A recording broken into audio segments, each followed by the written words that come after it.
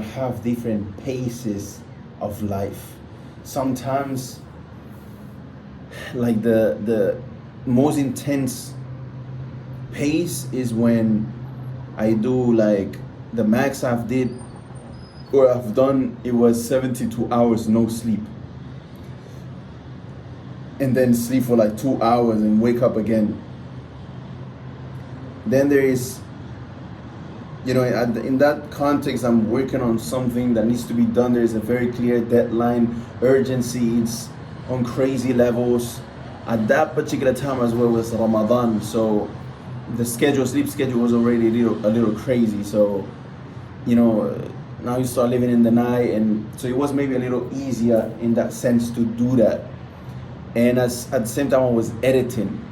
So I've realized as well that when I'm editing videos, it's not like working on curriculum development or something that requires a lot of critical thinking. It's more creative, and there are many different small dopamine triggers, very very continuous. So you might edit something and check it in the next 15 seconds, and then change something again and then check it again in the next 15 seconds. So that those dopamine triggers and those dopamine bursts keep you awake for a long time, let alone the fact that you're looking at blue light coming out the screen, and that is something that keeps you awake. That's the reason why you shouldn't look at any screen, whether it's TV, phone, iPad, whatever it might be, in at least an hour before going to sleep, because it's going to disrupt the quality of your sleep. So going back to the paces of work, I have that pace, then I have the pace of, like, there's urgency, but I still care about my sleep, and I still care about doing the things like working out and things like that. That pace of like where I can't, like, I'm not sleeping in crazy urgency, most of the times I drop everything else. And I'm talking even about muraja of the Quran. Unfortunately, working out, I don't even care what I eat anymore. It's just about that task needs to be done before this deadline, and nothing else matters. Then there's the pace before that, which is there's still a lot of urgency, there's a very clear deadline. However, I still sleep at times, and the reason why I sleep at times is because if I don't sleep, I won't be able to achieve that task and complete it, because that task might be related to something that is not editing or something creative, which requires critical thinking, and I need to sleep. However, that pace is still very hard for me to keep up with my muraja of the Quran, with working out, and just nutrition in general. I just care about that task, but I still take care of my sleep, because otherwise I cannot think and take the right decisions. Then after that, there's a pace where everything is in place. So I have my, I work at times, I do my Quran, I do my workouts, I take care of my nutrition, and I take care of my sleep. However, there's still a lot of urgency where I don't, like, I say no to everything.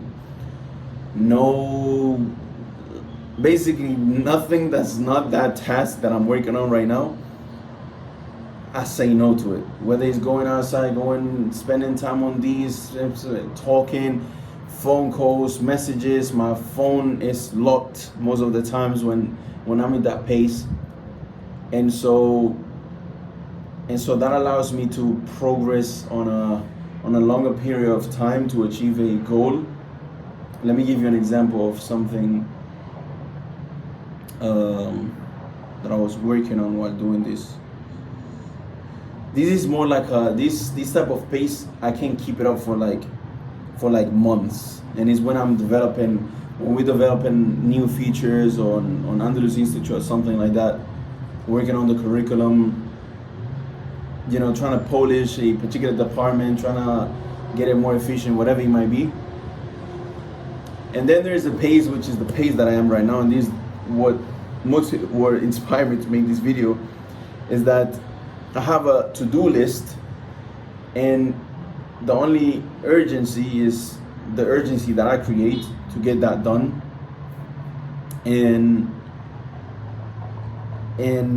basically because there's not enough urgency, and like I'm not that emotionally connected to the outcome of me getting those things done, other than it will give me more free time and I won't have to do these tasks. And so there is not enough urgency, and so it allows me to sit down, make a video for you. In all the other paces, I don't even think of making content, nothing. I'm just trying to finish those tasks. So the khulasa and shahid here, and what I'm trying to say is that I've realized that when there is a lot of, many people, and what I was trying to get with this is that a lot of people, they say I don't have time. But what I've realized is that I get more done when I actually don't have time than when I have time. Like right now, I literally woke up. I went to sleep after Fajr, woke up 9 a.m. Didn't get to work until maybe 11. Done a little bit here, a little bit there, check a few emails, these, that. It's maybe about to be 3 p.m. right now. I haven't really done anything. And the reason why is because I have time. So I've realized that when I implement urgency and I have the less amount of time, because I have a heavier list of tasks and the deadlines are closer, most of the times when you leave with urgency, and when you leave with stress, and when you leave with deadlines, and you set very clear deadlines on yourself, and you risk it as well. Most of the times it helps me to actually risk those deadlines. Like, for example, I might agree to do something if this is not done in that deadline, or whatever it might be, that actually increases the deadline even more. Or for example,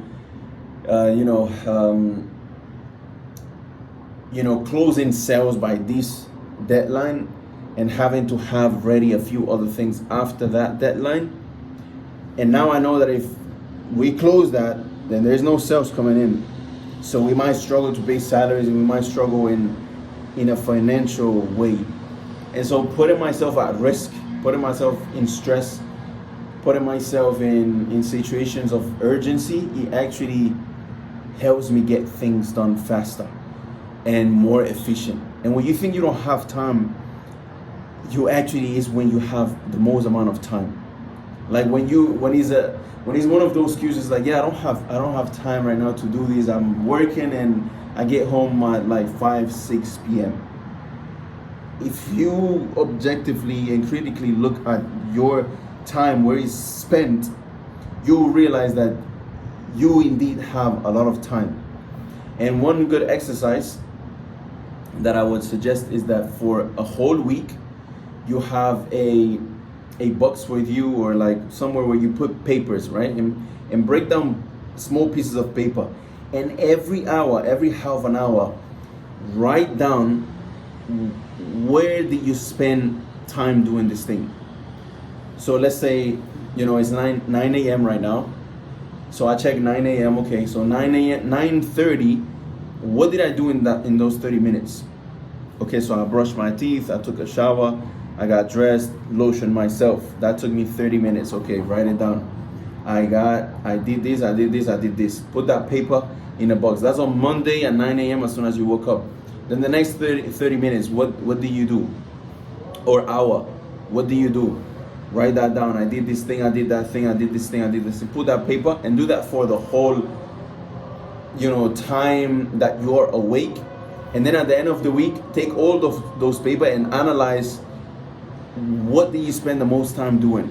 Even if, like, be honest with yourself. Even if you spend it on the phone, even if you spend it talking to someone, you have to look and track that time.